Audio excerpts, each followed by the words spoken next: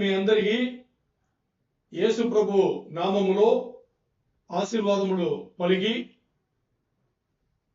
ఈరోజు బైబిల్ పట్టణంలో మనందరినీ పరిశుద్ధాత్మ దేవుడు ఏదైతే పరిశుద్ధ గ్రంథం ద్వారా మనం ధ్యానించబోతున్నామో ఆ భాగంను మనకు బాగా అర్థం చేపించి మన జీవితంలో పాటించే వాటిది ఏమన్నా ఉంటే దాన్ని పాటించాలని మన వేడుకుని యేసు ప్రభు నామంలో సమర్పిస్తూ ఆమేన్. మనం ప్రకటన గ్రంథం ధ్యానంలో బైబిల్ పట్టణంలో ఉన్నాము. మరి ప్రకటన గ్రంథంలో మనకి 6వ అధ్యాయం వచ్చేటప్పుడు మొదటి ముద్ర విప్పింది క్లియర్గా మనం ధ్యానం చేసాము. 2వ ముద్ర వచ్చేటప్పుడు దాన్ని చూసేసి దాని ముందు మనం ఏం చేస్తున్నామంటే ఆ 2వ ముద్రకు సంబంధించిన కళలు దర్శనములు దానియేలు గ్రంథంలో ఏదైతే ఉన్నాయో దాన్ని ధ్యానం చేస్తూ మరి ఒక్కరోజు ప్రకటన గ్రంథం వస్తాము. మరి ఎజెకియేలు గ్రంథంలో ఏముందో దాన్ని కూడా ఆ దర్శనం కళలు చూసుకుని మరి పూర్తిగా ప్రకటన గ్రంథంలోనే ఉంటాం. ఎందుకు ఇలా దానియేలు గ్రంథం వెళ్ళాలి, ఎందుకు మరి ఎజెకియేలు గ్రంథం వెళ్ళాలి అంటే ఇక్కడ ప్రకటన గ్రంథంలో బాగా అర్థం చేసుకోండి. ప్రకటన గ్రంథంలో సిగ్నల్ గురించి బాగా రాయబడి ఉంటుంది, అంటే సింబల్స్ అంటారు. సింబల్స్ తో రాయబడి ఉంటుంది. అది మనకు అర్థం కాదు. దానికి ఎక్స్ప్లెనేషన్, దాని వివరణ దానియేలు గ్రంథంలో దానియేలు చూసిన కళలు దర్శనములు, అలాగే ఎజెకియేలు గ్రంథంలో ఎజెకియేలు చూసిన కళలు దర్శనంలో తేటగా క్లారిటీగా మనకి చెప్పబడి ఉంటుంది. అందుకని మనం వెళ్తున్నాం. ఈ రోజు మనం చూడబోయే భాగం వచ్చేసి దానియేలు గ్రంథంలో 7వ అధ్యాయంలో 1 నుంచి 12 వచనములు. మరి దాని ముందు మనం ఏమేమి చూసుకున్నామో ఈ రోజు ధ్యానం చేయబోయే ఈ భాగం దానియేలు గ్రంథంలో 7వ అధ్యాయంలో 1 నుంచి 12 ఎలా మన ప్రకటన గ్రంథంలో దాని కరెక్ట్ గా పోల్చి ఎలా చూడబోతున్నామో దానికి దీనికి సంబంధాలు ఏంటి అని మనం చూడబోతున్నాం. కొంచెం క్లారిటీగా గట్టిగా చూడబోతున్నాము. అందరూ మీరు ఏకీభవించండి. ఇప్పుడు దానియేలు గ్రంథం వచ్చేసి మనం మొత్తం దానియేలు గ్రంథం చూసుకుంటే 12 అధ్యాయాలు కలిగింది. దీన్ని 2గా విడగొట్టి చూస్తే ఒకటి చరిత్రం సంబంధించి చెప్పేది 1 నుంచి 6 అధ్యాయములు. మరి 2వ భాగంగా 7 నుంచి 12 అధ్యాయములు వచ్చేసి మనకి ప్రవచనం కలిగిన విషయంలో అన్ని మాట్లాడుతుంటది. దానియేలు గ్రంథం ఎలా ఉంటదంటే ఎలాగ ఉండదు అంటే మొదటి అధ్యాయం నుంచి 12 అధ్యాయం వరకు ఒకటి తర్వాత ఏమి జరిగిందో అలా ఉండదు. ఎందుకంటే ఇలా పెట్టబడింది. ఇది మొదటి 6 అధ్యాయంలో చరిత్రం సంబంధపడింది. మరి ఆ 7 నుంచి 12 అధ్యాయంలో ఇంకో 6 అధ్యాయంలో వచ్చేసి ఇది ప్రవచనములు సంబంధించింది. అందుకని మీకు ప్రవచనములు సంబంధించింది చరిత్రంలో జరిగి ఉంటది. 7 నుంచి 12 అధ్యాయంలో కొన్ని అధ్యాయంలో 6 అధ్యాయంలో లోపల ఉండొచ్చు, 6 అధ్యాయముల రూపంలో ఉండేది ఇటువైపు ఉండొచ్చు. క్రోనాలజికల్ ఆర్డర్ అంటాడు. అంటే జరిగిన రీతిలో ఇది రాయబడలేదు. మొదటి 6 అధ్యాయంలో చరిత్రం సంబంధించింది, 2వ 6 అధ్యాయంలో ఏం సంబంధించింది, ప్రవచనములు సంబంధించింది. ఇప్పుడు ఉదాహరణ చూస్తే 7, 8 అధ్యాయం ఉన్నాయి కదా, ఇది 5వ అధ్యాయము ముందు చెప్పవలసింది. అంటే చరిత్రంలో జరిగింది ఆ ప్రవచనం చెప్పాలి. మరి ఎక్కడుంది, 5 తర్వాత ఉంది. అలాగే చూస్తే 9 నుంచి 12 ఈ అధ్యాయం వచ్చేసి 5వ అధ్యాయంలో వెంటనే తర్వాత పెట్టవలసింది, మరి బాగా తర్వాత వచ్చింది. సో ఇలా ఇది క్రోనాలజికల్ ఆర్డర్, అంటే జరిగినట్టుగా ఆ రీతిలో రాయబడలేదు అని మీరు గుర్తు చేసుకోవాలి. సరే, ఇప్పుడు ఈ ప్రవచనంలో జరిగింది అన్ని కూడా చక్రవర్తి నెబుకద్నెజర్ వచ్చేసి మరణించిన తర్వాతనే అన్ని కూడా ఈ జరిగింది. 7 నుంచి 12 అధ్యాయములు నెబుకద్నెజర్ మరణించిన తర్వాతనే ఈ ప్రవచనం కలిగిన భాగం అన్ని ఇది రాయబడింది. ఇప్పుడు బెల్షాసర్ అనే రాజు ఉన్నాడు. ఈ బెల్షాసర్ అనే రాజు వచ్చేసి నెబుకద్నెజర్కి మనవడు. అంటే నెబుకద్నెజర్కు కొడుకు బెల్షాసర్ అని చాలా మంది అనుకుంటారు. మరి ఆయన కొడుకు కాదు. నెబుకద్నెజర్ కొడుకు నబోనిడస్. నెబుకద్నెజర్ కొడుకు పేరు నబోనిడస్. ఈ నబోనిడస్ వచ్చేసి ఎక్కువ ఆ సమయం పరిపాలన లేదు, 3 సంవత్సరం ఉన్నాడు. ఈ 3 సంవత్సరములు నబోనిడస్ పరిపాలన ఉండేటప్పుడు బెల్షస్సర్ వచ్చేసి ఆయన కొడుకు, అంటే నెబుకద్నెజరు మనవడు, ఓ 3 సంవత్సరములు ఆయన ఇప్పుడు మనం ఉండే దేశంలో క్రౌన్ ప్రిన్స్ ఉన్నాడు కదా, అలాగా ప్రిన్స్ లాగా ఉన్నాడు అనమాట. అంటే ఇద్దరు కలిసి పాలన చేసినట్టు, ఆయన రాజు ఈయన క్రౌన్ ప్రిన్స్ అనమాట, అలాగా. ఓకే, ఇప్పుడు ఈ బెల్షస్సర్ పరిపాలన ఉండేటప్పుడు ఈ మాదీయ పారసీయులు వచ్చేసి ఏం చేశారంటే యుద్ధం చేసి బెల్షస్సర్ను ఓడించారు. ఓడిస్తే ఈ బెల్షస్సర్ ఓడిపోయిన ఆ దీంట్లో ఏం చేస్తున్నాడంటే తన దగ్గర ఉన్న కల్దియన్స్, అంటే జ్ఞానులు అందరినీ పిలిచి, వైస్ పీపుల్ అందరినీ, ఈ కల్దియన్స్ అంటారు కదా, ఈ దానియేలు గుంపు, వీళ్ళందరినీ పిలిచి వాళ్ళకు పార్టీ ఇస్తున్నాడు. మీకు కథలాగా చెప్పేసి ఆ తర్వాత దానియేలు 7వ అధ్యాయం 1-12 మనకు క్లారిటీగా చూద్దాం, వచనం వెంబడి వచనం మనం చూద్దాం. ఇప్పుడు పార్టీ ఇస్తున్నాడు. ఈ పార్టీలో మంత్రులు అన్ని ఉన్నాయి. అలా ఉండేటప్పుడు ఏం చేస్తున్నాడంటే వీడు చేసిన తప్పు, నెబుకద్నెజర్ యెరూషలేమును ఇశ్రాయేలును యుద్ధం చేసి అన్ని చెర పట్టుకుని వెళ్ళేటప్పుడు మందిరంలో ఉన్న అన్ని బంగారు పాత్రములు అన్ని, అంటే కప్స్ కానీ సాసర్ కానీ ఇలాంటి అన్ని కూడా బంగారం అన్ని కూడా తీసుకెళ్లిపోయాడు. చాలా మంది, అంటే ఎక్కువ మందిని చెర పట్టుకెళ్ళేటప్పుడు మందిరం సంబంధించిన బంగారం అన్ని కూడా పట్టుకెళ్ళిపోయాడు. దాంట్లో తాగే కప్పులు, దాని సాసర్లు ఇవన్నీ ఉన్నాయన్నమాట.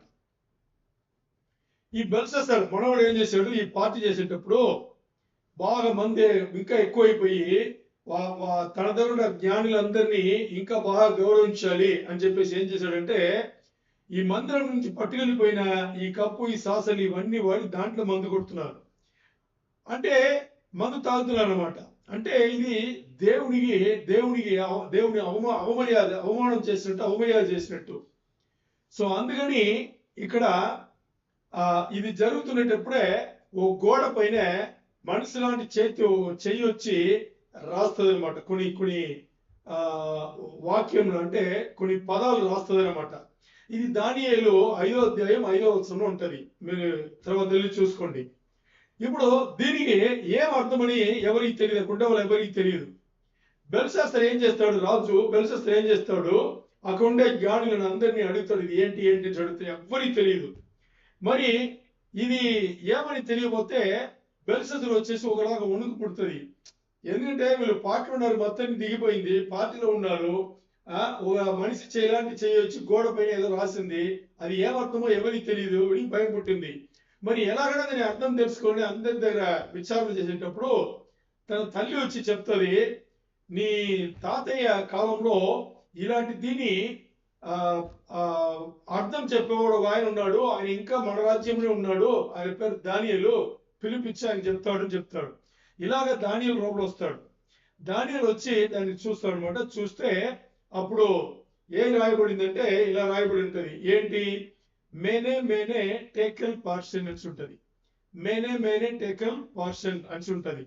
దీనికి అర్థం అంటే 3 పదాలు, మేనే అనే ఒక పదం అదే 2 సార్లు వచ్చింది, టేకల్ పార్షన్. దీని ఎంత అర్థం ఉందంటే మేనే అంటే దానియేలు దాని తర్జుమా చేసి అర్థం చేసేట్టుగా చెప్తాడు.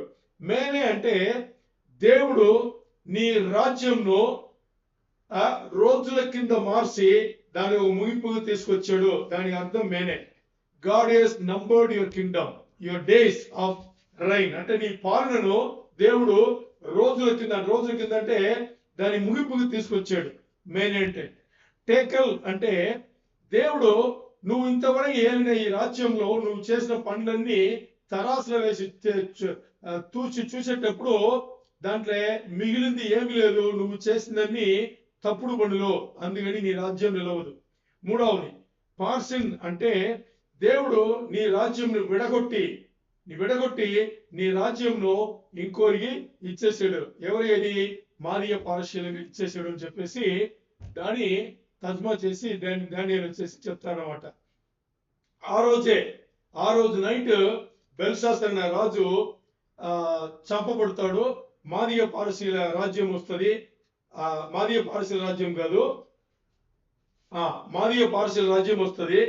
ఇప్పుడు బెల్షస్సర్ నాన్న నబోనిడస్ దానిపైన బెల్షస్సర్ తాతయ్య ఎవరు, నెబుకద్నెజర్. ఇవన్నీ వీళ్ళందరూ బబులోను రాజ్యం. ఈ బబులోను రాజ్యంను కూలగొట్టి బెల్షస్సర్తో ఇప్పుడు ఎవరు వచ్చారు, మాదీయ పారసీయులు వచ్చారు. ఇప్పుడు మనం మాట్లాడబోయే ఈ దానియేలు 7వ అధ్యాయం 1 నుంచి 12వ వచనం నుండే ఈ ప్రవచనం కలిగిన దర్శనంలో వచ్చేసి ఏంటి అని చూస్తే ఇది దీనికి ముందు జరిగింది. ఇది ఇప్పుడు మనం మాట్లాడిన ఈ సంగతులు ఉన్నాయే దీనికి ముందు జరిగింది అనమాట. ఓకే, అంటే 5వ అధ్యాయంకు తర్వాత వెంటనే రావాల్సింది 9 నుంచి 12 అధ్యాయంలో రావాలి. ఎందుకంటే 9 నుంచి 12 అధ్యాయంలో వచ్చేసి మాదీయ పారసీయుల రాజ్యం గురించి రాయబడి ఉంటుంది. మనం ఇప్పుడు చదవబోయేది 4 మృగములు కలిగిన దర్శనం. 4 మృగములు కలిగిన దర్శనం ఇది అధ్యాయం 7లో ఉన్నాయన్నమాట. అంటే ఈ 4 మృగములు కలిసిన ఈ దర్శనం దానియేలుకు వచ్చింది. ఇది కొత్త దర్శనం అయితే కాదు, కానీ నెబుకద్నెజర్ చూసిన దర్శనమే దానియేలు కూడా చూశాడు అన్నమాట. మరి మీరు అడగొచ్చు, నెబుకద్నెజర్ చూసిన దర్శనమే దానియేలు ఎందుకు చూడాలి అంటే ఇక్కడ తేడా ఉంది. ఏంటి అని చూస్తే, ఇప్పుడు నెబుకద్నెజర్ చూసిన దర్శనం దాని తర్జుమా మీకు గుర్తుందా? ఓకే, నేను లైట్ గా చెప్పేసి వెళ్తా, అప్పుడే మీకు అర్థమవుతుంది. ఒక శిల్పం చూశాడు. శిల్పం వచ్చేసి తల మేలిమి బంగారంలో, తర్వాత ఈ చేతులు కానీ ఈ చెస్ట్ అంటాం కదా, ఇలా కట్టబడి ఇదేమైంది, ఇది వెండి. సో ముందు మేలిమి బంగారంలో చేసింది బబులోను రాజ్యం, రెండవది వచ్చేసి ఈ వెండిలే చేసింది వచ్చేసి ఈ భాగం వచ్చేసి ఏంటి, ఇది మాదీయ పారసీయుల రాజ్యం. దాని తర్వాత ఈ పైన ఇత్తడి ఉంటది, ఇత్తడే కదా బ్రాంజ్ అంటాం, ఇత్తడి ఉంటది. అది వచ్చేసి ఎవరు, గ్రేక రాజ్యం. దాని తర్వాత కాలు అంటే ఈ పొట్ట భాగం, తర్వాత ఈ థైస్ అంటాం కదా, బటెక్స్ థైసెన్స్ జెండ్లు చెప్తాము, అది గ్రేక్.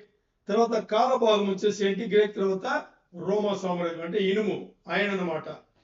సో దాని కింద 10,000 అది ఇనుము మరి మట్టి కలిసి ఈ 10,000 ఉంటే దీని పాదంలో వచ్చేసి మనిషి సంబంధం లేకుండా ఒక బండ, ఒక రాయి వచ్చేసి దాని మీద పడితే అది మొత్తం కుప్ప కూలిపోయి దుమ్ము దుల్లాగా అయిపోయి గాలికి కొట్టుపోయింది. మరి ఏదైతే ఈ రాయి బండ వచ్చిందో ఇది ఈ లోకమంతా విస్తరించింది. అది యేసు ప్రభు రాజ్యం. ఆ బండ యేసు ప్రభు, ఆ యేసు ప్రభు రాజ్యం లోకమంతా విస్తరణ పొందింది అనేది మనకి కళ మరి తర్జుమా కూడా కదా. ఇప్పుడు ఇది నెబుకద్నెజర్ చూసిన ఈ దర్శనం, ఇది మనిషి ఒక దృష్టి నుంచి, నెబుకద్నెజర్ అనేది ఒక వ్యక్తి, ఇది ఒక మనిషి దృష్టి నుంచి చూసిన ఈ కళ. ఇదే కళను వచ్చేసి దానియేలు చూశారు. దానియేలు చూసింది దేవుని వైపు చూసిన దేవుడు ఈ కళని ఎలా చూపించారు, ఈ విషయంలో దేవుడు ఎలా చూపించారు అనేది దానియేలుకు చూపించింది. నెబుకద్నెజర్ చూసిన అదే దర్శనం దానియేలు కూడా దేవుడు చూపించారు. దానియేలుకు చూపించిన ఈ దర్శనం దేవుని ఉద్దేశంలో ఎలా అనేది దీంట్లో కొంచెం ఎక్కువ ఉంటది. ఇప్పుడు ఒకే కళను రెండు విధంగా చూపించడానికి 3 కారణాలు ఉన్నాయి. మొదటి కారణం ఇప్పుడు మనం మాట్లాడినట్టుగా నెబుకద్నెజర్ చూసింది మనిషి యొక్క చూపు నుంచి, మరి దానియేలుకు దేవుడు ఇచ్చింది దేవుని వైపు, దేవుని ఉద్దేశం ప్రకారం దేవుడు చూపు నుంచి. మరి ఇక్కడ చూస్తే మనిషి ఉద్దేశం ప్రకారం ఈ కళను, ఈ దర్శనం మనం చూసుకుంటే నార్మల్ గా ఆ రాజ్యం ఎలా ఉంటదంటే ఎక్కువ సంపద కలిగి ఉంటది, మరి హోదా కలిగి ఉంటది, శక్తి బలము కలిగి ఉంటది. దీని గురించి మాట్లాడి ఉంటది. మరి ఈ 4 రాజ్యములు కూడా ఒకటి తర్వాత చూస్తే వీక్ అయినట్టుగా చూస్తాం. మేలిమి బంగారం స్ట్రాంగ్ అయింది, వెండి కొంచెం వీక్, దాని తర్వాత వచ్చింది దానికన్నా కొంచెం వీక్, దాని తర్వాత రోమ రాజ్యం, ఇంకా దాని తర్వాత వచ్చిన 10 రాజ్యములు ఇంకా వీక్ అని చెప్పేసి ఒక మన అంటే మెటల్స్ అంటాం కదా, తెలుగులో ఏం చెప్తారో తెలీదు, మెటల్స్. ఈ మెటల్స్ మనం ఏం చేసాము, ఒకటి తర్వాత ఒకటి వీక్ అయిందని చూపించారు. అంటే ఒక రాజ్యం ఇంకో రాజ్యం కొంచెం బలహీనమైంది అని మనం చూపించాం. మరి దేవుడి వైపు దేవుడు దానియేలుకి ఇచ్చిన ఈ దర్శనం వచ్చేసి దేవుడు దీన్ని ఎలా చూశారు అనేది. దేవుడు చూస్తే ఈ 4 మృగములు గురించి అలాగా ఆ చూపు నుంచి దాని ద్వారా ఒక్కొక్క మృగం వచ్చేసి ఇంకో మృగంని ఏం చేసింది అంటే ఒక రాజ్యం ఇంకో రాజ్యం ఏం చేసింది అనేసి చెప్పబడింది మనం చూస్తాం. దీంట్లో ఈ 4 మృగములలో మొదట్లో సింహం వచ్చింది. సింహం వచ్చేసి ఎప్పుడు కూడా ఏం చేస్తుంది, సింహం ఎప్పుడు ఏం చేస్తుంది, ద లయన్ డివోర్స్ అంటారు. డివోర్స్ అంటే ఏం చేస్తుంది, చంపి తినేస్తుంది కదా. తర్వాత ఎలుగుబంటి అంటే ద బేర్ అంటారు. బేర్ అంటే ఎలుగుబంటి. ఎలుగుబంటి ఎప్పుడు కూడా అది క్రష్ చేస్తుందంట, అంటే ఏం చేస్తుందంటే ఇలాగా అద్దిమి చంపుతుందంట. దాని తర్వాత వచ్చే మృగం వచ్చేసి లెపర్డ్ అంటే సిరుతపులి. సిరుతపులి ఎప్పుడు ఏం చేస్తుందంట, బ్లడ్ వచ్చేసి తాగేస్తుంది, ఇట్ సక్స్ ద బ్లడ్ అంటారు. దాని తర్వాత ఉండే 4వ మృగం వచ్చేసి ఏ మృగం అని చెప్పలేదు, మరి క్రూర మృగం నుంచి చెప్పబడింది. ఈ 4 మృగం గురించి ఇది దేవుని వైపు దేవుని చూపు నుంచి ఈ దర్శనం ఇలాగా చెప్పబడింది అన్నమాట. ఇప్పుడు మనం ఇది మొదటి కారణం. రెండవది కారణం వచ్చేసి ఏంటి అని చూస్తే ఈ 4 మృగములు వచ్చేసి నెబుకద్నెజరు చూపించిన ఆ దర్శనం కన్నా ఇంకొంచెం లోతైనది, ఇంకా చాలా లోతైనది అన్నమాట. నెబుకద్నెజరు మీరు మన 7వ అధ్యాయం ఇప్పుడు మనం చూడబోయేది 7వ అధ్యాయంలో 9 నుంచి 14 వచనములు తేటగా మీరు తర్వాత ఇంట్లో చదువుకోండి, మీకు క్లారిటీగా అర్థమవుతుంది. మనం కూడా ఇప్పుడు మనం ఇక్కడ బైబిల్ పట్టణంలో మనం చేస్తాము. ఇది ఈ రెండవది కారణంలో వచ్చేసి మరి కొంచెం లోతుగా అన్నాం కదా. ఇది ముందు యోహాన్ రెవల్యూషన్ లో అపోస్తలుడైన యోహాన్ గారు రెవల్యూషన్ లో చూసిన దర్శనం కన్నా అదే విషయం దాని ముందు చూసింది దానియేలు దాని ముందే చూశాడు అన్నమాట. యోహాన్ గారు ఏం చేశారు, దాని సిగ్నల్ కింద సింబల్స్ కింద చూశారు. మరి దానియేలు ఇక్కడ తేటగా వివరణ ఇచ్చారు అనమాట. ఏది ఏంటి అని తేటగా దానికి వివరణ ఇచ్చారు. ఇది రెండవ కారణం. మూడవ కారణం వచ్చేసి నెబుకద్నెజరు చూసిన దర్శనంలో, మూడో కారణంలో నెబుకద్నెజరు చూసిన దర్శనంలో లేని ఒక వ్యక్తి ఇక్కడ దేవుడు దానియేలుకు చూపించిన దర్శనంలో ఉన్నాడు, ఇంట్రొడ్యూస్ అవుతున్నాడు. ఆ ఎవరంటే చిన్న కొమ్ము. ఆ చిన్న కొమ్ము ఎవరంటే అంత్యక్రీస్తు, ఆంటిక్రైస్ట్. ఇక్కడ ఆంటిక్రైస్ట్ వచ్చి ఇక్కడ ఇంట్రొడ్యూస్ అవుతున్నాడు, ముందు వస్తున్నాడు. అంటే మనం అనుకుంటాం అపోస్తలుడైన యోహాన్ గారు ప్రకటన గ్రంథంలోనే అంత్యక్రీస్తుని ఇంట్రొడ్యూస్ చేస్తాడని. కాదు. దాని ముందు ఎన్నో సంవత్సరాల ముందు దానియేలు ఇక్కడ ఆంటిక్రైస్ట్ వచ్చేసి ఇంట్రొడ్యూస్ చేసింది. మూడవది కారణం. ఇక్కడ అంత్యక్రీస్తుని ఎలా ఇంట్రొడ్యూస్ చేస్తాడంటే తెల్ల గుర్రంలో వస్తాడు అని చెప్పేసి. ఇక్కడ అంత్యక్రీస్తు తెల్ల గుర్రంలో వస్తాడు కానీ చాలా మంది కన్ఫ్యూజ్ అవుతారు, యేసు ప్రభు వారని. కాదు, యేసు ప్రభు వారు అలాంటి ఒక మనస్తత్వం అందరికి కల్పించి యేసు ప్రభే అని నమ్మించడానికి అంత్యక్రీస్తు తెల్లని గుర్రంలో వస్తాడు. యేసు ప్రభును పోలి యేసు ప్రభు లాగే నేనే యేసు ప్రభు అని చెప్పేసి అందరినీ మోసం చేయడానికి వస్తాడు. అందుకని తెల్ల గుర్రంలో వస్తాడు. తర్వాత తెల్ల గుర్రంలో వచ్చేది మాత్రం కాదు, 7 ఏళ్ల శ్రమల కాలంలో మొదటి 3-4 సంవత్సరంలో ఏం చేస్తాడు, సమాధాన ఉడంబడిక ఇశ్రాయేలు దేశంతో వేస్తాడు. ఆ తర్వాత ఏం చేస్తాడు, మొదటి 3-4 సంవత్సరంలో మూడోసారి మందిరం కట్టడానికి కూడా దోహదపడతాడు. ఇవన్నీ యేసు ప్రభులాగా నటించి మోసం చేయడానికి అన్ని పనులు చేస్తాడనమాట. ఇది మూడో కారణం. ఇప్పుడు ఈ 4 మృగములు, 4 జంతువులు ఉన్నాయి కదా, ఈ 4 మృగములు కలిగిన దర్శనం ఏంటి అని మనం చూస్తే ఇది నెబుకద్నెజరుకు ఎలాంటి దర్శనం కలిగిందో అలాంటి దర్శనమే, మరి దానికన్నా కొంచెం లోతైంది. ఇప్పుడు మనం దానియేలు గ్రంథంలో 7వ అధ్యాయంలో 1వ వచనం నుంచి 12వ వచనంలో వచనం ఫాస్ట్ గా మనం చూసుకుందాం. ఏంటి అని చూస్తే దానియేలు గ్రంథం 7వ అధ్యాయం 1వ వచనం నేను చదువుతున్నాను, వినండి. బబులోను రాజుకు బెల్షస్సారు యొక్క పరిపాలనలో మొదటి సంవత్సరమున దానియేలునకు దర్శనములు కలిగెను. అతడు తన పడక మీద పరుండి యొక్క కల కని ఆ కల సంగతిని సంక్షేపముగా వివరించి రాసెను. 2వ వచనం, దానియేలు వివరించి చెప్పునది ఏమనగా, రాత్రి యందు దర్శనములు కలిగినప్పుడు నేను తేరి చూచుచుండగా ఆకాశపు నలుదిక్కుల నుండి సముద్రం మీద గాలి విసురుట నాకు కనబడెను. ఇప్పుడు చూద్దాం. దానియేలు 7:1-2 నేను చదివాను. ఇక్కడ ఈ దర్శనంలో బెల్షస్సారు అనే రాజు పరిపాలన చేసిన మొదటి సంవత్సరం అని మనకు తెలిసింది. ఈ బెల్షస్సారు వచ్చేసి చంపబడ్డాడు అని మనం దీని ముందు చూసాము. ఆయన చంపబడిన సంవత్సరం 538 లేకపోతే 539 క్రీస్తు పూర్వం, అంటే క్రీస్తు పుట్టక ముందు, క్రీస్తు పూర్వం. దానియేలు అప్పుడే 85 సంవత్సరములు, బాగా ముసలివాడాడు అనమాట. ఇక్కడ ఈ వచనంలో చూస్తే సముద్రం మీదట అని తెలుగులో సింపుల్ గా ఉంది.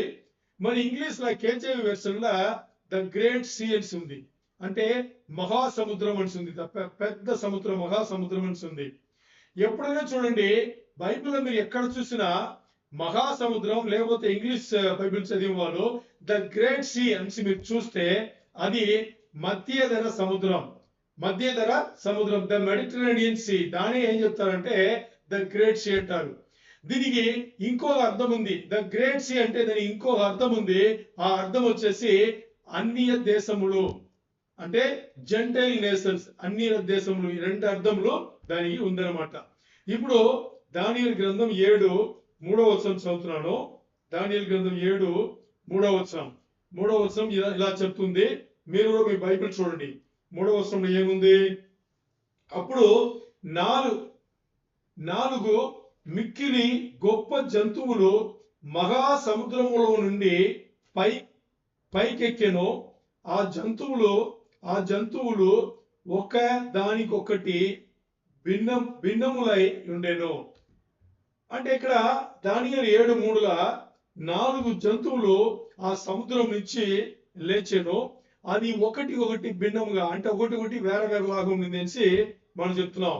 ఈ 4 జంతువులు అనేది 4 రాజ్యములు. బాగా అర్థం చేసుకోండి. నేను కళ చెప్పేటప్పుడే దానికి అర్థం కూడా మీకు చెప్తున్నా.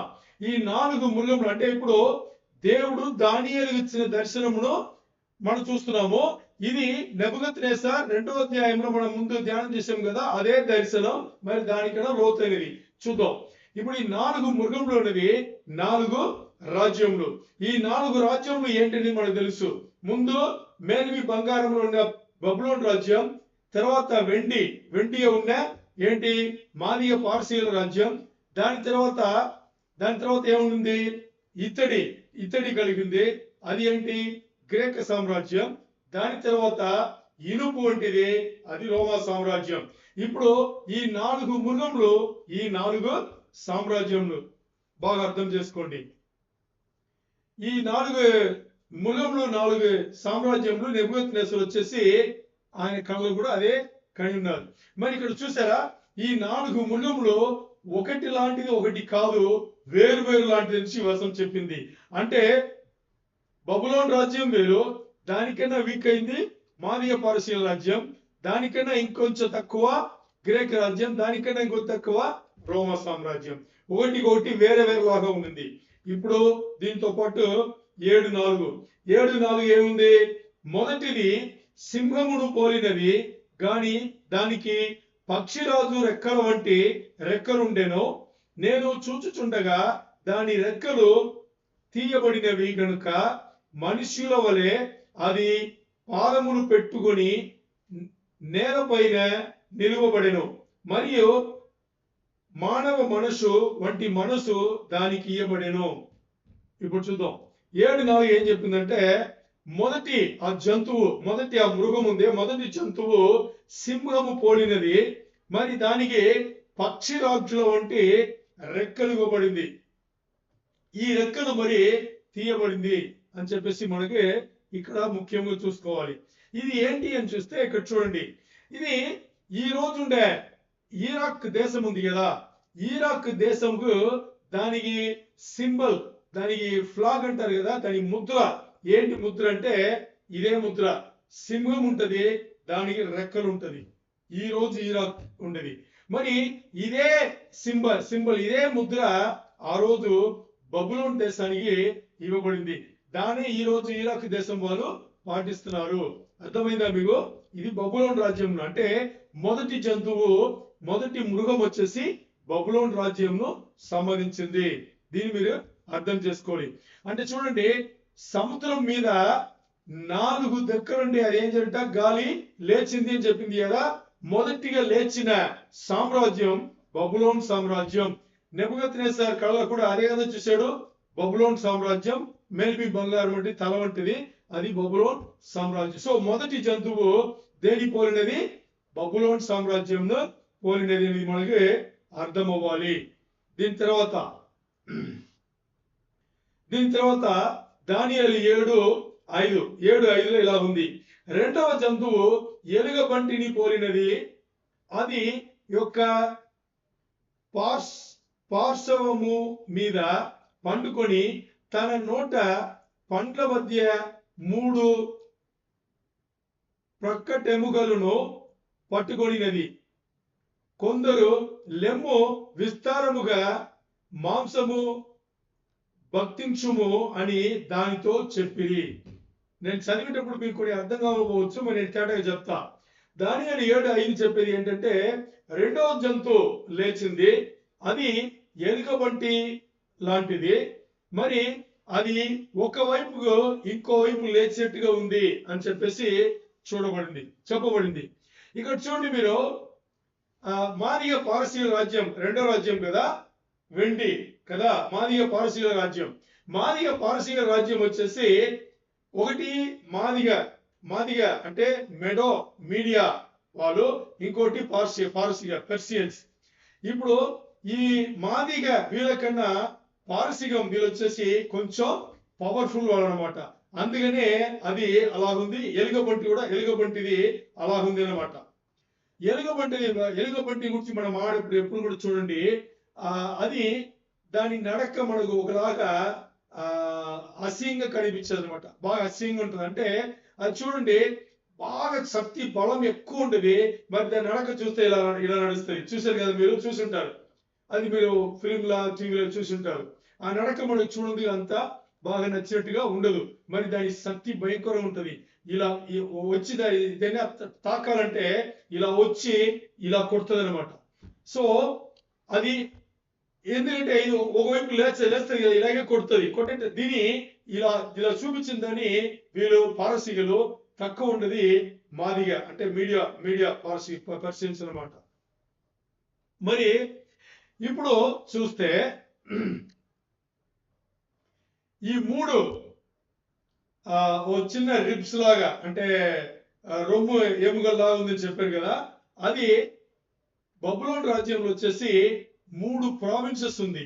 ఇప్పుడు మన ఉండే దేశంలో మన ఈస్టర్న్ ప్రావిన్స్ ఉంటాం కదా, ఇలాగ 3 ప్రావిన్సెస్ ఉంది, 3 భాగాలు ఉంది. అదే ఆ 3 రిబ్స్, ఆ ఎముకలు అని చెప్పి అక్కడ చెప్పబడింది. సో దానియేలు 7:5 చెప్పేది ఏంటి?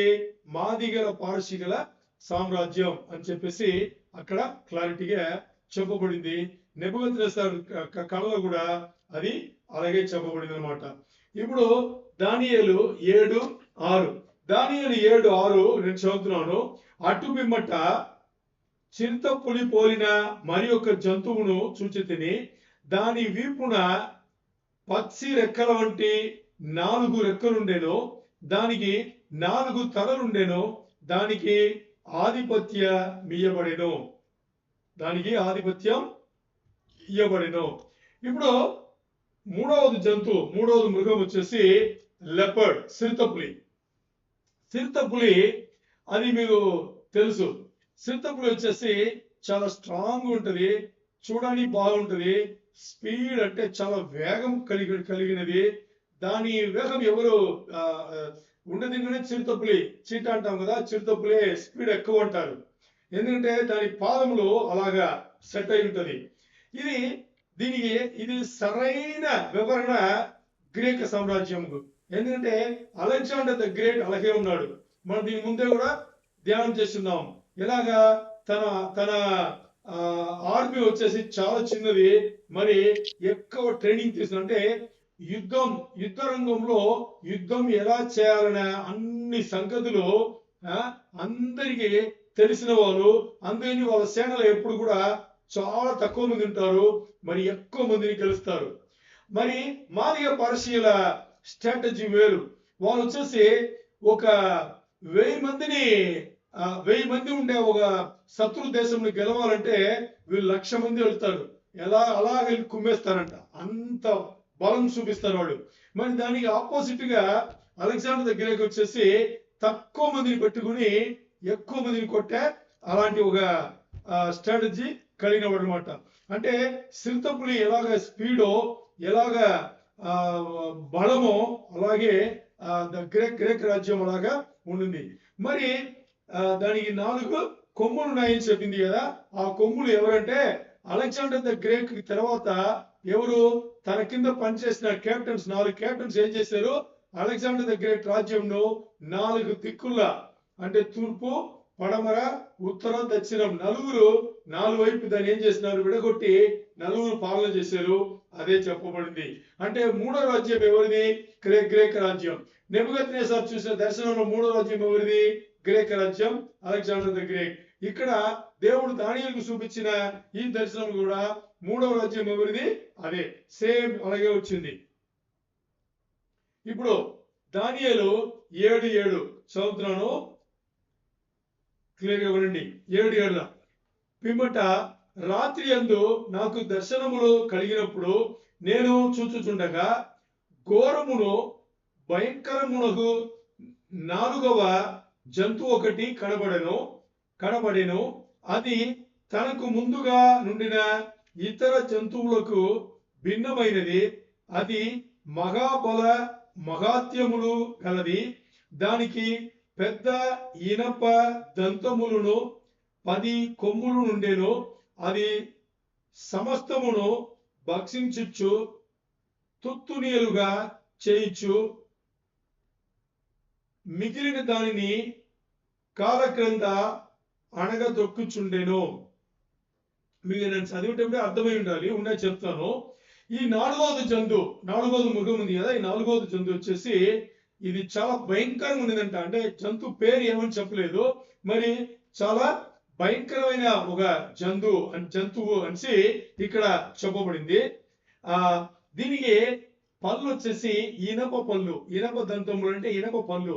ఇప్పుడు మన నెబుకద్నెజర్ చూసిన దర్శనంలో ఆ ఇనప వంటి కాలు ఉన్నాయి కదా, అది దేన్ని చూపించింది, రోమా సామ్రాజ్యం చూపించింది.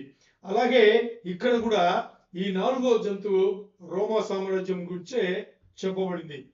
ఈ రోమా సామ్రాజ్యం వచ్చేసి ఈ ఇనప కాలు తర్వాత 10 ఏముందంట, 10,000. ఈ 10,000 10 రాజులు. అంటే ఈ రోమా సామ్రాజ్యం చరిత్రలో ముందే జరిగిపోయింది. మరి ఈ 10,000 వచ్చేసి పునరుద్ధరించబడిన రోమా సామ్రాజ్యం. ఇది రాబోతుంది. ఎప్పుడు రాబోతుంది, 7 ఏళ్ల శ్రమణ కాలంలో ఈ రోమా పునరుద్ధరించబడిన the new revived Roman empire, ఆ పునరుద్ధరించబడిన రోమా సామ్రాజ్యం అప్పుడు రాబోతుంది. 10 దేశములు రాబోతుంది. 7 ఏళ్ల శ్రమణ కాలంలో రాబోతుంది. దాని ఇది 10 కొమ్ముల నుంచి 10 టోస్ అంటే 10,000 నుంచి ఇక్కడ చెప్పబడింది. ఇక్కడ ఈ రోమా సామ్రాజ్యం చెప్పబడేటప్పుడు ఇక్కడ ఏం చెప్పిందంటే, వాళ్ళు దొరికితే వదలబెట్ట. ఇప్పుడు ఇనుము పట్టి మనం కొట్టితే ఎలా ఉంటది, అంతే అయిపోయినట్టే కదా, అలా ఉంటారు. దాని ఉదాహరణగా చెప్పాలంటే, ఈ రోమా సామ్రాజ్యం ఉండే యుద్ధ శ్రేణులు ఉండే యుద్ధ వీరులు అందరికీ ఒక షూ కాళ్ళ కింద షూ వేసుకుంటాం కదా, ఈ పాదరక్ష అంటాం కదా, దీంట్లో కింద ఫస్ట్ వీలు రిలీజ్ చేశారు. ఈ రోజు స్పైక్స్ అని చెప్తాం కదా, షూ కింద స్పైక్స్ అని ఉంటుంది. అంటే షార్ప్ ఉంటుంది, 2, 4, 6 పెడతారు. అది వాళ్ళు ఇంట్రొడ్యూస్ చేసింది. వీళ్ళు ఏం చేస్తారంట, యుద్ధం చేస్తున్నప్పుడే ఈ షూ పెట్టి ఏం చేస్తారంట, శత్రువును ఇక్కడ తొడ ఉంది కదా, ఈ థైస్ అంటాం కదా, ఈ భాగంలో అలాగే ఒక కిక్ తొక్కెట్టుగా చేస్తే అది అలాగా లాక్ వచ్చేస్తారంట. అలాంటివి చేశారు. అంటే అలాంటి ఒక చాలా ఘోరమైన, అంతే వీళ్ళు కాళ్ళు తొక్కితే ఇంక అంతే, అది అలాగా భూమి పాతి పెట్టినట్టుగా అయిపోతుంది. అంటే వాళ్ళ వాళ్ళ పవర్, వాళ్ళ శక్తిని అలా ఇక్కడ చెప్తున్నారు అనమాట. ఇక్కడ చూడండి, ఇంతవరకు నెబుకద్నెజర్ చూసిన కలగును, దానియేలుకు ఇవ్వబడిన దర్శనం, దేవుడు ఇచ్చిన దర్శనమును ఇలాగే ఉంది కదా. 7:1 నుంచి 7వ అధ్యాయం, దానియేలు 7వ అధ్యాయం 1 నుంచి మనం 7 వచనం చదువునాము, అన్ని ఒకలాగే ఉంది. మరి ఇప్పుడు చదవబోయేది వచ్చేసి నెబుకద్నెజర్ చూసిన కళలో ఇది లేవు, దానియేలు దేవుడు చూపించారు, ఇది ఇక్కడ ఉంది. ఇది కొంచెం తేడా ఉంటది. దేవుడి ఉద్దేశం ప్రకారం దేవుడు ఎలా చూసారో దాంట్లో అది మనం చూసుకుందాం. ఏమని, దానియేలు గ్రంథం 7వ అధ్యాయం 8వ వచనం చదువుతున్నాను. దీంట్లో కొంచెం కన్ఫ్యూజన్ ఉంటది, దాన్ని నేను తేటగా చెప్తా. నేను ఈ కొమ్ములను కనిపెట్టగా ఒక చిన్న కొమ్ము వాటి మధ్యను లేచెను.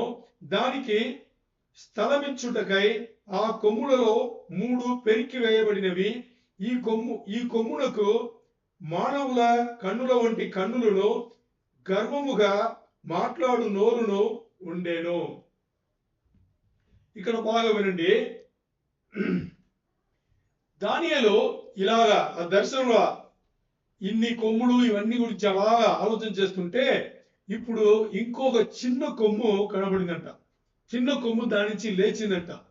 చిన్న కొమ్ము దాని నుంచి లేచింది అంటే ఇక్కడ మీకు చరిత్రం, నేను రాబోయే జరిగిన చరిత్రం చెప్పాలి, రాబోయే చరిత్రం కూడా చెప్పాలి. రోమా సామ్రాజ్యం మన చరిత్రంలో చూసాము, అది అయిపోయింది.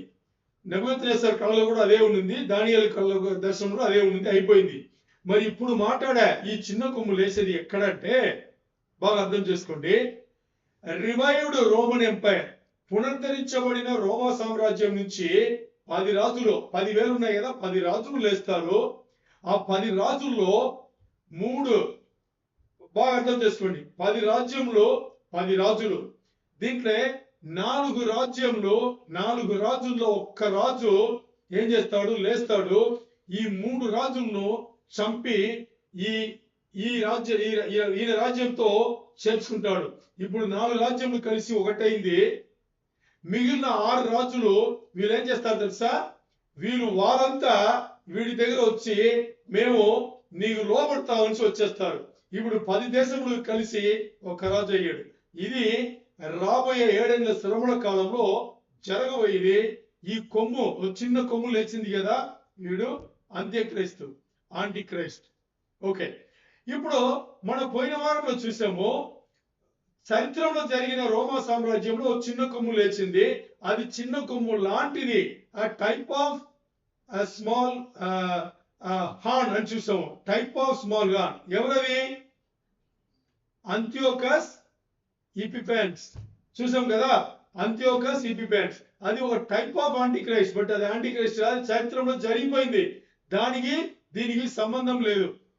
ఇది నిజమైన అసలైన అంత్యక్రీస్తు, యాంటిక్రైస్ట్ వీడే. అర్థమైందా? వీడే లేచాడు.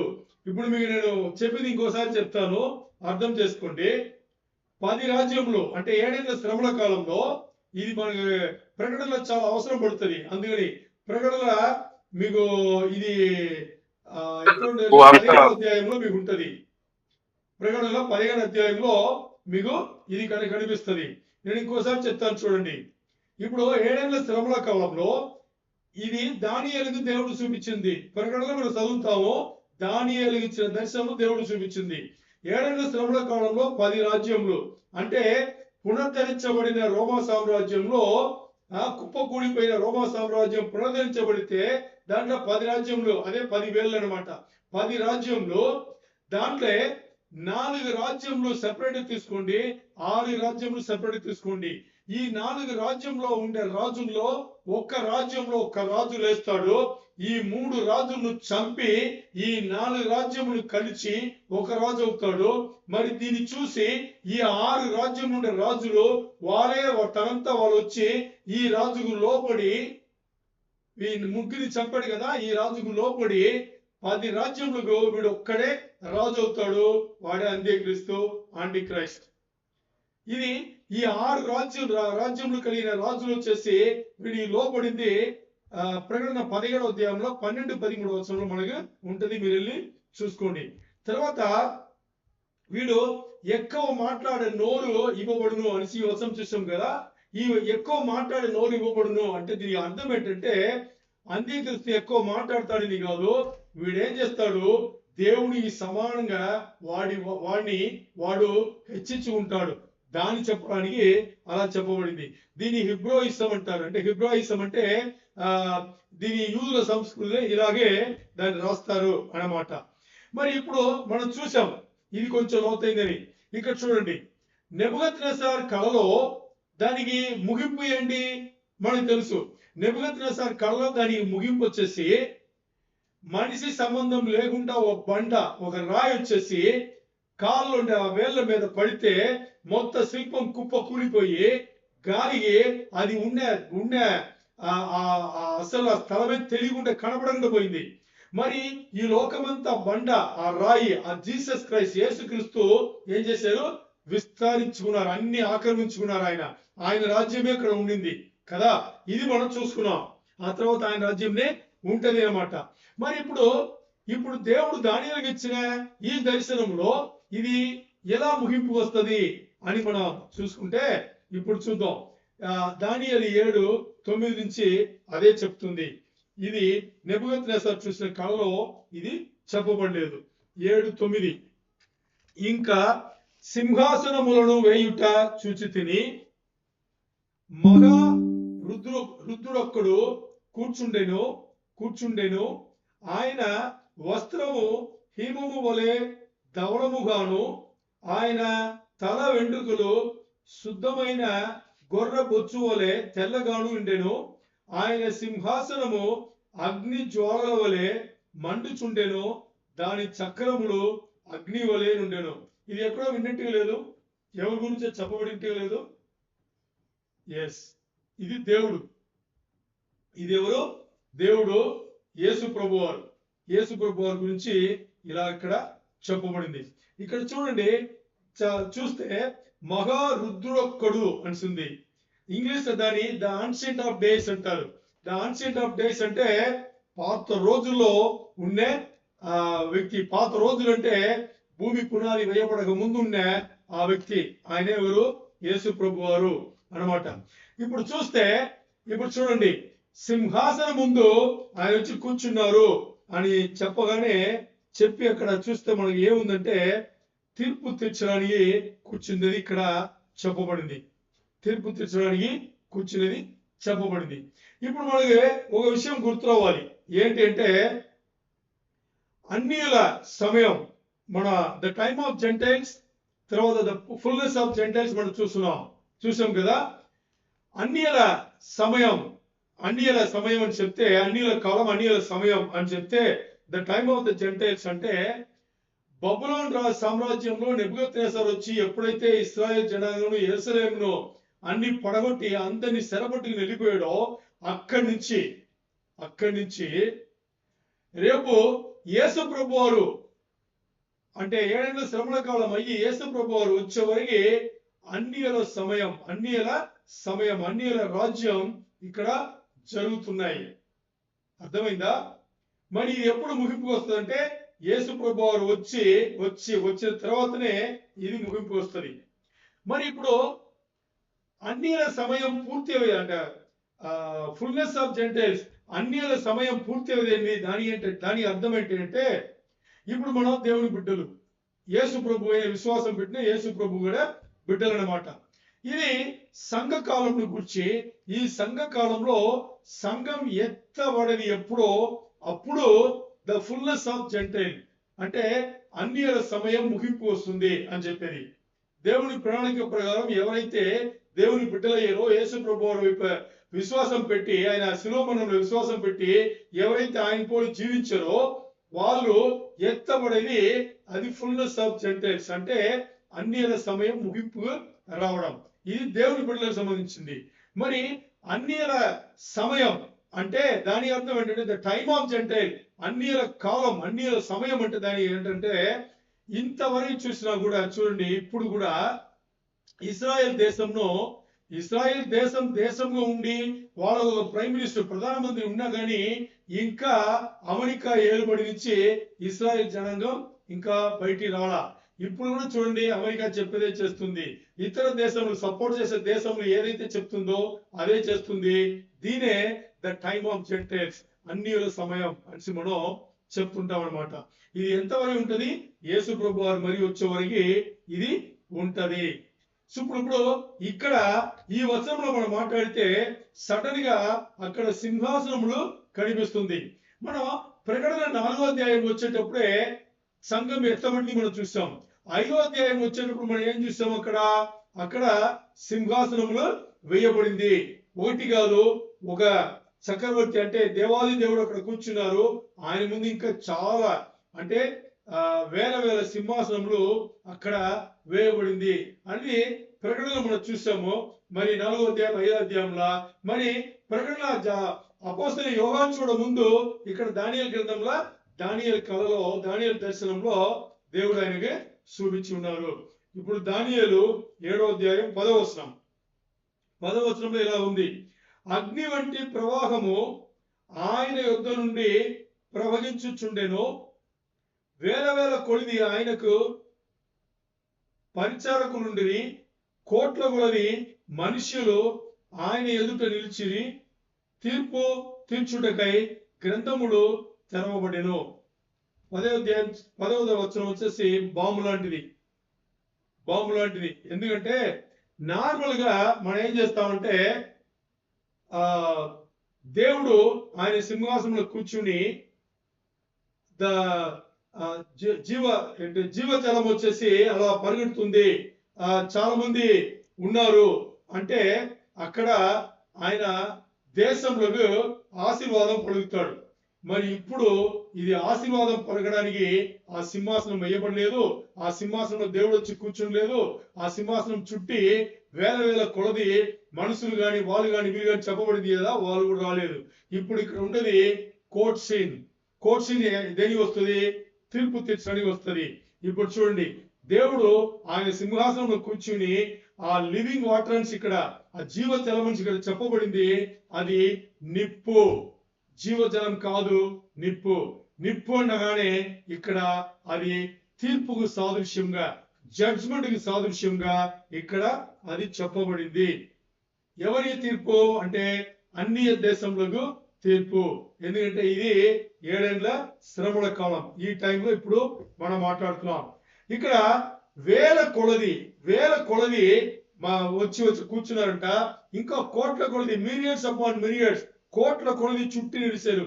వీళ్ళు ఎవరు అంటే వీళ్ళు దేవదూతలను, తర్వాత విశ్వాస బిడ్డలైన మనము, సంఘం ఎత్తబడి మనం అక్కడ ఉన్నాం కదా, మనమే అందరూ అక్కడ ఉన్నాము. ఇది మన ప్రకటన గ్రంథం 5వ అధ్యాయంలో 11వ వచనం మీరు వెళ్ళి చూసుకోండి, మీకు అది క్లారిటీగా చూస్తుంటారు. తర్వాత గ్రంథములు విప్పబడిను అని చెప్పేసి 7వ అధ్యాయం 10వ వచనం చెప్పబడింది. ఎందుకు అంటే లెక్కలు తీర్చడానికి. దేవుడు ఎప్పుడు కూడా అన్యాయంగా ఎవరిని కూడా శిక్షించరు, అలాగే అన్యాయంగా ఎవరికి కూడా ఆశీర్వాదం కూడా ఇవ్వరు. ఆయన ఏదైనా కానీ వాళ్ళు చేసింది అక్కడ లెక్కించబడి ఉంటది. ఆ లెక్కను చూసి, ఆ గ్రంథంను విప్పి వాళ్ళ లెక్కను చూసి దానికి వాళ్ళకి నరకం అంటే నరకం, పరలోకం అంటే పరలోకం. పరలోకం అంటే ఆయనతో జీవితం. ఓకే, ఇప్పుడు ఈ తీర్పులో ముందుగా ఎవరు వస్తారు అనేది చెప్పేదే దానియేలు గ్రంథం 7:11వ వచనం. 11లో ఏముంది? అప్పుడు నేను చూచుచుండగా ఆ కొమ్ము పలుకుచున్న మహా గర్వపు మాటల నిమిత్తము వారు ఆ జంతువును చంపినట్టు కనబడెను. తరువాత దాని కళేబరము మండుచున్న అగ్నిలో వేయబడెను. దేని? ఆ జంతువు ఎవరు? అదే ఇక్కడ చెప్పబడింది. ఇక్కడ చూస్తే ఆ చిన్న కొమ్ము అని పిలువబడిన ఆ యాంటిక్రైస్తు అతను ఇక్కడ జంతువు అంటున్నారు. మీరు దీని ఇంకా క్లారిటీగా చదవాలంటే ప్రకటన గ్రంథం 19వ అధ్యాయంలో 19వ వచనం నుంచి 21 ఈ వచనం 3 వచనం చదువుకుంటే ఇది అంత్యక్రీస్తును జంతువు అని చెప్తారు. అంత్యక్రీస్తు ఏం చెప్తారు? జంతువు అనేసి అక్కడ బీస్ట్ అని ఇంగ్లీష్ చెప్పింటారు, జంతువు అనేసి చెప్పింటారు. అంటే ఇక్కడ తీర్పు ముందు ఎవరికి తీర్చబడుతుంది అని చూస్తే ఈ చిన్న కొమ్మైన ఈ జంతువైన అంత్యక్రీస్తుకి తీర్పు తీర్చబడుతుంది. ఈ ఈ మృగం ఈ జంతువు వచ్చేసి చంపబడుతుంది, నాశనం చేయబడి దీని అగ్నికి ఇస్తున్నారు.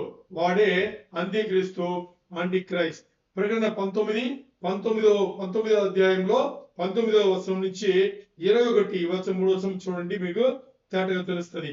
ఇప్పుడు దానియేలు 7:12 మిగిలిన ఆ జంతువుల ప్రభుత్వము తొలగిపోయేను, సమయము వచ్చు వరకు అవి సజీవుల మధ్యను ఉండవలనని యొక్క సమయము ఒక కాలము వాటికి ఏర్పాటాయను.